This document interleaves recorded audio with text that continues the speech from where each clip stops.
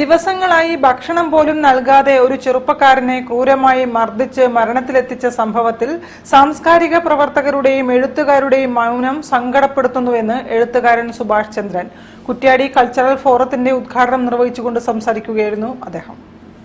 Kuttiadi cultural ഫോറത്തിന്റെ ഉദ്ഘാടനം സാഹിത്യകാരൻ സുഭാഷ് ചന്ദ്രൻ നിർവഹിച്ചു.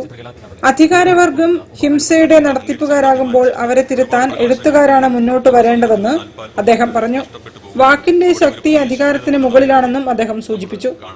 നമ്മുടെ നാട്ടിൽ അരങ്ങേറുന്ന അധർമ്മങ്ങളെ പറ്റി സംസാരിക്കുന്നിടത്ത് നമുക്ക് പക്ഷപാതമുണ്ട്. കാരണം നമ്മൾ പറയുന്ന ഒരു വാക്ക് നമ്മുടെ അധികാരമൂർത്തിയെ പിണക്കും എന്ന് തോന്നിയാൽ നമ്മൾ ധൈര്യമായിട്ട് അത് പറയാതിരിക്കും.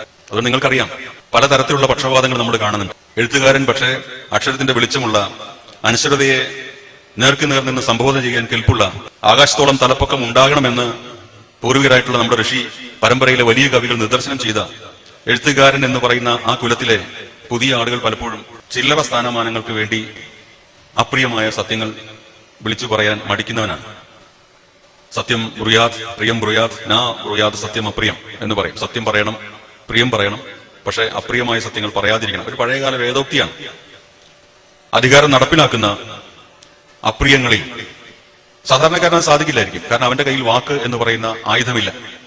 മഴുവിനേക്കാൾ മൂർച്ചയുള്ള ഈ വാക്ക് എന്ന് പറയുന്ന ആയുധം സാധാരണക്കാരന് വശകമല്ല. എന്നാൽ എഴുത്തുകാരന് അത് സാധിക്കേണ്ടതാണ്.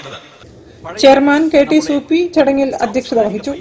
ജയചന്ദ്രൻ മൊകേരി, ഡോക്ടർ D സജിത്, ബാലൻ പാറക്കൽ, നവാസ് പാലേരി, സെഡ്ഡെ സൽമാൻ, VP മൊയ്തു, വേണു ചീക്കോന്ന് തുടങ്ങിയവർ സംസാരിച്ചു.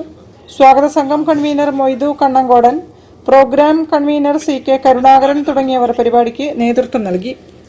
News bureau, Kuttiady. രാമനാഥപുരത്ത് മുസ്ലിം ലീഗിന്റെ സിറ്റിംഗ് സീറ്റിൽ സ്ഥാനാർത്ഥിയായി ആര് വന്നാലും മുസ്ലിം